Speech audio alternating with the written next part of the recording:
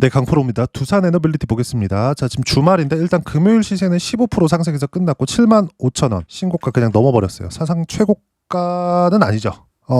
과거에 이거보다 훨씬 더 많이 올라갔었던 적이 있으니까. 근데 그 시기가 2007년도입니다. 2007년도. 이때는 지금보다 시가총액이 더 낮아요. 근데 왜 이렇게 하락을 했었던 거냐? 뭐 밥캣을 너무 비싸게 샀었던 거. 이때 당시에 4조에 밥캣을 샀었거든요. 그래서 사실상 여기랑 비교하기는 어렵다. 그래서 이거를 빼고 나서 그냥 지금이 사상 최고가 구간이라고 보시면 됩니다. 자, 그러면 지금 상황에서 우리가 봐야 되는 건 뭘까요? 한 가지입니다. 한 가지. 미증시가 급락을 했죠. 그런 상황에서 AI 관련된 투자가 뭐 훼손되거나 그런 부분들이 있나요? 전혀 없습니다. 월요일 날 어느 정도까지 뭐 하락 구간이 발생할 수 있어요. 개파락 나올 수 있습니다. 근데 그건 매수 기회로 활용할 수 있는 상황이 나오는 거고, 무엇보다 금요일 날 상승폭이 15% 정도 나왔기 때문에 이 상승폭을 약간 이렇게 눌러줘야 되는, 그쵸? 이격을 좁혀야 되는 그런 부분들이 발생을 하는 거지, 무언가 시세가 끝났다거나 그런 게 아닙니다. 그리고 제가 계속 강조를 드린 바가 있어요. 미증시는 어떤 형태로든 조정을 받을 거다. 근데 그 조정 구간을 이용하는 것이 중요하고, 그리고 주식은 보유의 기술이라는 이야기를 제가 종종 드리는데, 왜 그러냐? 우리가 주식 투자를 할 때 정확하게 여기서 살 수 있는 게 아닙니다. 올라오는 걸 확인하고 매수해야 돼요. 그래야 우리가, 그쵸? 돌파하는 구간까지 같이 공략해서 이런 시세를 먹을 수 있는 거예요. 지금도 마찬가지입니다. 저는 이쪽 구간에서 매수를 계속 잡았어요. 여기 나오는 양봉 하나하나마다 매수를 거의 안 잡은 날이 없을 정도로 매수 구간을 많이 잡았습니다. 제가 왜 이렇게 했을까요? 떨어지는 구간에 잡지 않았다는 건 왜 그랬을까요? 주식 투자는 미래 가치를 반영하기 때문이에요. 미래에 좋아질 수 있는 환경이 나와야 주가가 올라가는 거예요. 두산에너빌리티가 이렇게 급등세를 보이는데 무언가 실적이 좋아졌다거나 그런 게 있나요? 없어요. 실제 확인을 해보더라도 마찬가지라는 거죠. 예를 들어서 두산에너빌리티의 실적을 보면 어떻습니까? 22년도에 1조, 23년도에 1조 4천억, 24년도에 1조, 25년도 예상치 1조. 그러면 1분기, 2분기, 3분기 예상치까지 봤을 때 1,400억, 2,700억, 2,800억 이 정도 벌죠. 그럼 이 정도 벌었을 때 대충 한 4분기까지 치면 1조 원 뭐 채울 수 있겠죠. 뭐 평균치 정도만 내더라도 우리가 여기서 생각해 봐야 될 부분이 있다는 겁니다. 두산에너빌리티는 지금 당장에는 돈을 못 벌고 있습니다. 근데 두산에너빌리티가 가지고 있는 자회사 뭡니까 이거? 두산 밥캣. 그쵸? 두산 밥캣. 어때요? 이거 보면. 그쵸? 밥캣은 일단 돈을 벌고 있죠. 근데 밥캣의 실적이 두산에너빌리티 실적, 지금 여기 나와 있는 이 현금 흐름에 대한 부분들을, 그쵸? 영업이익의 대부분을 차지하고 있는 거죠. 원전으로 인해서 돈을 벌고 있는 수치 자체가 거의 없다는 거예요. 근데 원전으로 돈을 못 벌고 있기 때문에 두산에너빌리티가 최근에 이 올라온 건 원전 때문이잖아요. 밥핏이 잘 돼서 올라오는 게 아니죠. 원전 때문에 올라오는 거라고요. 그러면 이걸 보면 무슨 생각이 들죠? 고평가. 이렇게 된단 말이죠. 그럼 요 내용을 가지고 미증시를 한번 볼게요. 미증시가 3.5% 빠졌는데 요 내용을 가지고 미증시를 한번 보면 우리가 볼 수 있는 내용은 하나입니다. 엔비디아 실적 좋아진 거 알겠어. 뭐 브로드컴 실적 좋아진 거 알겠어. 미국의 빅테크 기업들 실적 좋아진 거 알겠어. 근데 이 정도까지야? 이렇다고요. 실제 돈을 버는 건, 그쵸? 실제 돈을 버는 건 애플이나 마이크로소프트의 절대적인 수치가 더 큽니다. 근데 이제는 엔비디아의 시가총액이 애플도 제꼈고요. 마이크로소프트도 제꼈어요. 어쨌든 1, 2, 3등을 따져보면 엔비디아, 애플, 마이크로소프트가 맞는데 그 두 기업을 다 제껴버린 거죠. 조금 큰 차이로 제꼈습니다. 애플하고 엔비디아는 소폭 떨어지거나 안 올라간 반면에 엔비디아는 계속해서 올라갔거든요. 그쵸? 무슨 얘기냐 이건. 실제 돈을 버는 그 수치 자체가 주가를 올리는 원동력이 되진 않는다는 거예요. 미래 가치가 좋아지는 과정에서 주가가 올라간다고요. 즉 성장성이 가장 중요하다고요. 엔비디아를 포함해서 기술주들의 주가가 올라가는 그 모든 이면에는 성장성이 포함된다. 그렇기 때문에 조정이 필요하다는 겁니다. 미래 가치가 10만큼 좋아져. 근데 지금 보니 주가는 15만큼 올랐어. 그러면 미래 가치에 대한 전망치가 조금 더 올라올 때까지 시간이 필요하다는 겁니다. 두산에너빌리티가 그 정도 시간이 필요했었던 게 요만큼이라고요. 보세요. 여기서나 지금이나 실적에 대한 변화가 있냐고요? 없잖아요. 전망치에 대한 변화다. 근데 그 전망치를 어디서 만들어줘요? 미국입니다. 근데 그 미국에 대한 전망치가 나오는 이유 AI였잖아요. 이번에 나온, 그쵸? 나스닥을 폭락시켰었던 이슈인 히토리 통제에 미국 100% 관세 때리겠다. 트럼프 시진핑 에이펙 회동도 미지수다. 만나지 않겠다. 이런 내용이 나왔는데 이게 AI 투자하고 관계가 있냐고요? 없잖아요. 없다는 겁니다. 오히려 더 가속화되겠죠? 왜 그럴까요? 중국하고 미국하고 싸워. 그러면 결국에 패권 전쟁이 더 가속화된다는 건데 AI도 패권 전쟁의 일환으로 볼 수 있겠죠. 그럼 투자가 더 강하게 진행될 수밖에 없는 이유가 되는 겁니다. 그러면 그럴수록 에너지에 대한 필요는 훨씬 더 가속화될 수밖에 없죠. 근데 미증시가 너무 많이 빠졌기 때문에 월요일날 약간의 개파락 정도가 나올 수 있지만 다시 땡겨 올린다. 그 땡겨 올리는 구간을 확인해서 우리는 매수 구간을 잡으면 된다. 이 얘기를 제가 계속 드리고 있는 거예요. 이쪽 구간에서도 제가 분명히 말씀드렸었던 내용은 딱 한 가지였습니다. 주식시장은 선반영합니다. 원래 만약에 이 선반영하는 수치, 즉 두산에너빌리티가 그냥 아무 내용도 없이 올랐었던 거면 실적은 당연히 없으니까 그것 때문에 올랐었던 거면 여기서 이미 빠지고 내려갔어야 된다. 이렇게 한 달, 두 달, 세 달씩 이렇게 버틸 수 없다. 어떤 논리에 의해서 주가가 올라간다. 그걸 가지고 이야기를 드리는 게 아니라 가격을 버티는 것만으로도 시가총액 보세요. 여기 2만 원대에서 여기 한 6만 원대까지 보더라도 2만 원에서 6만 원 하면 몇 배입니까? 이거 3배잖아요. 시가총액이 대충 15조에서 45조 정도까지 올라와 있는 그런 상태였는데도 불구하고 주가가 안 빠졌잖아요. 물론 이 최고가 7만 원 한 중반 정도에서 빠진 거 그쵸? 그러면 20% 빠지는 겁니다. 근데 주도주 중에서 그쵸? 급등하는 종목군들 중에서 이렇게 안 빠진 종목이 어디 있나요? 세계 최고의 기업이라고 불리우던 미국의 엔비디아 같은 경우에도 이렇게 하락 구간이 만들어진다고요. 주식시장은 이 구간 내에서 논다는 이야기를 계속 드리는 겁니다.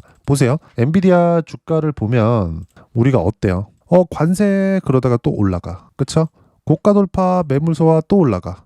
근데 또 올라가. 이런다고요. 언제 한번 조정이 필요했었는데 그 조정이 지금 들어온 거다. 그리고 절호의 기회가 왔다. 즉 두산에너빌리티가 3개월이나 쉬었는데 이제 올라가기 시작했는데 미증시 빠져서 빠질 거다. 아니라는 겁니다. 매수할 수 있는 기회로 보셔야 되고 이 구간에 어떤 종목을 잡는지에 따라서 상황이 완벽하게 바뀔 거다. 그리고 이런 부분들을 저는 이런 식으로 가격만 체크해서 매매한 결과 어때요? 30%대 두 자릿수 수익 구간을 계속해서 내고 있다. 하이닉스뿐만이 아닙니다. 두산에너빌리티 같은 경우도 마찬가지예요. 어때요? 매수 구간 계속 잡죠. 쉬지 않고 계속 잡습니다. 양봉 뜰 때마다 잡아요. 그런 결과 어때요? 올라가잖아요. 내려오면 어때요? 손절합니다. 그렇죠? 근데 두산에너빌리티는 매매가 잘 된 케이스에 속하죠. 117%, 151%, 7월달, 8월달에 있었던 일이고 7월 초에는 어때요? 188%의 수익 구간 이렇게 나온다고요. 두산에너빌리티뿐만이 아닙니다. 예를 들어서 네이버가 확 뛰기 시작합니다. 이것도 AI 쪽으로 볼 수 있겠죠. 근데 그런 결과 관련돼 있는 기업들 한번 보죠. NHN KCP 어때요?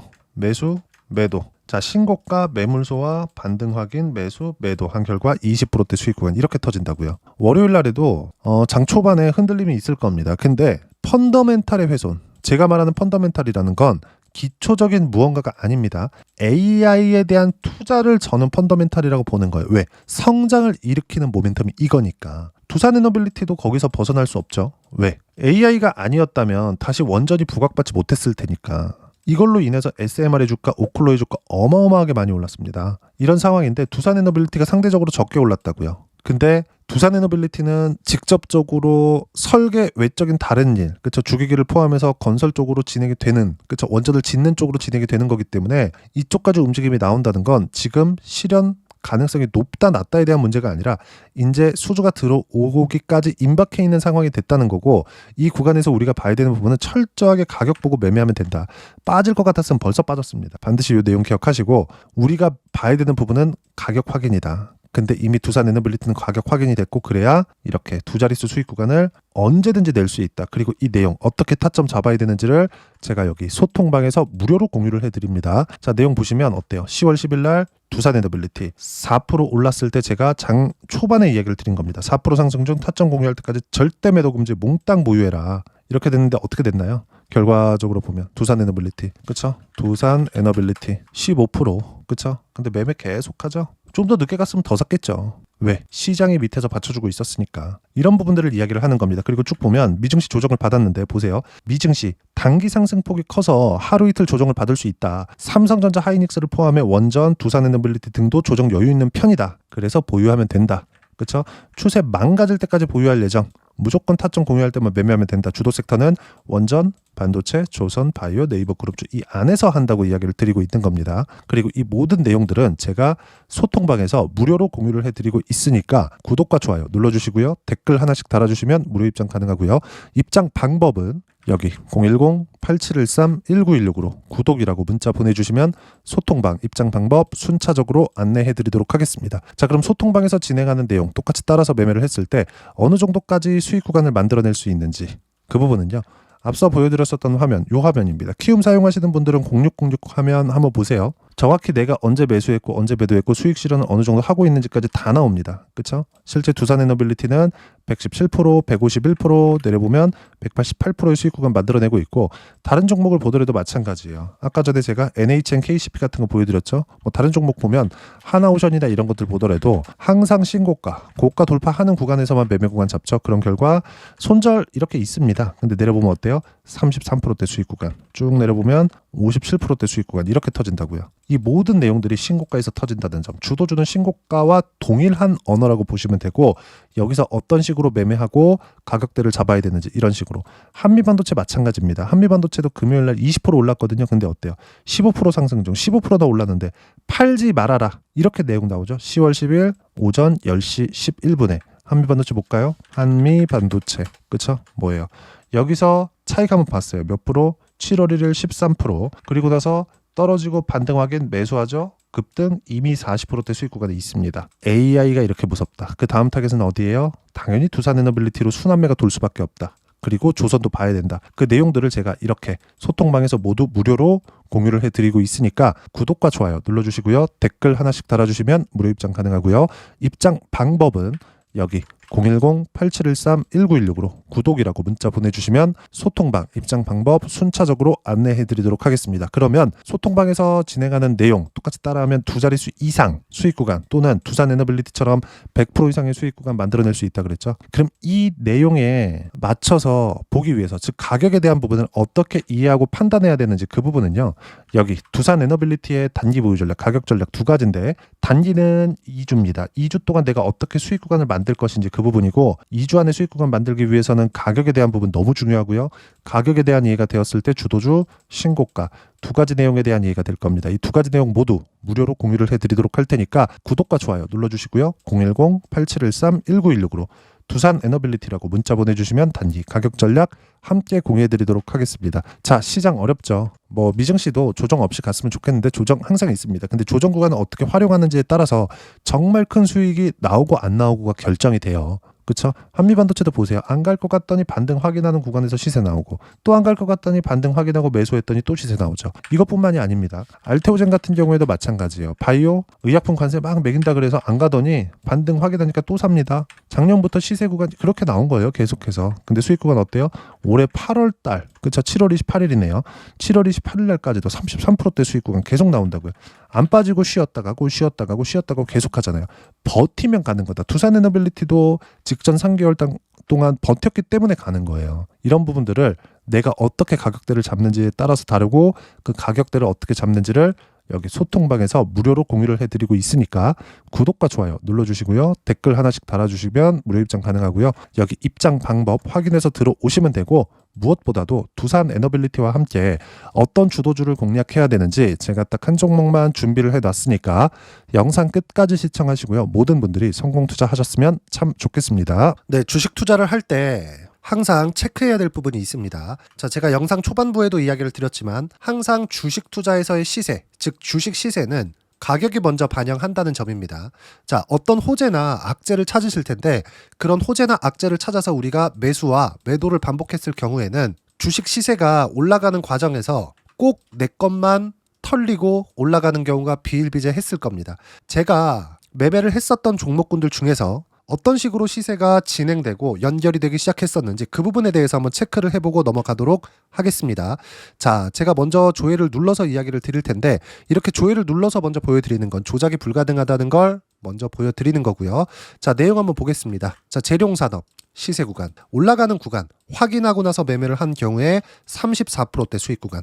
자, 다음 종목 한번 보겠습니다. 한화오션 신고가 이후에 다시 상승하는 구간 그리고 수익 구간은 57%까지 늘어나는 부분이 있습니다. 공통점이 있다는 겁니다. 먼저 돌려보면서 이야기를 드리도록 할게요. ABL 바이오. 자, 이것조차도 마찬가지죠. 시세 이후에 다시 큰 폭의 급등 구간, 그리고 76%까지 시세 구간이 발생했다는 점. 어떤 종목이든 가격대가 올라가는 부분이 먼저 나왔다는 게 핵심 포인트예요. 자, 다음 종목 보겠습니다. 자, 자람 테크놀로지입니다. 어떻습니까? 이것조차도 마찬가지죠. 74.8%의 수익 구간을 냈는데 단 3일 걸렸습니다. 시세가 나왔었던 구간은 동일하게 신고가 이후에 발생했다는 점. 그리고 마지막으로 두산 에너빌리티. 두산 에너빌리티도 계속해서 상승 구간을 만들어가고 있지만 당연히 신고가 이후에 시세가 나오고 있다는 점. 호재나 악재 때문에 이 내용으로 인해서 주가가 올라가는 것은 맞지만 어디든 간에 가격이 먼저 반영하는, 즉 신고가 구간 이후에 50%, 60%, 70%대 수익 구간이 나올 수 있다는 점. 자, 우리가 세력들도 아닌데 계속해서 시장을 추적 관찰할 수 없겠죠. 가장 효율적으로 볼 수 있는 방법에 대해서, 그리고 거기에 맞는 종목을 딱 한 종목만 준비를 해왔습니다. 자, 첫 번째 주도주 공유에 대한 부분인데 수익률 기대치는 15에서 30% 안쪽으로 잡는다. 물론 추가적으로 상승할 수도 있겠지만 허황되게 200% 올라간다, 300% 올라간다, 이렇게 보기 위해서는 우리가 충분한 시간 투자가 필요합니다. 하지만 우리가 정작 조정이 오기 전에 안정적으로 보유할 수 있는 그 시간은 길어봤자 2주 안에 끝내야 되는데, 그 안에 나올 수 있는 조정 구간까지 포함해서 나올 수 있는 수익률 기대치는 15에서 30%가 적당하고 시장에 도움이 있었을 때 추가적으로 상승을 하는 겁니다. 자, 그러면 이 세 가지 조건을 만족해야 됩니다. 자, 첫 번째, 직전 3개월 가장 강했었던 업종. 아까 전에 말씀드렸죠? 신고가 구간에 있었던 종목군들이라는 점. 자, 그리고 3개년 연속 순이익, 즉 단기 순이익 전망치가 증가하는 거지 실제 실적이 좋아지면 주가는 이미 높은 위치에 있는 겁니다.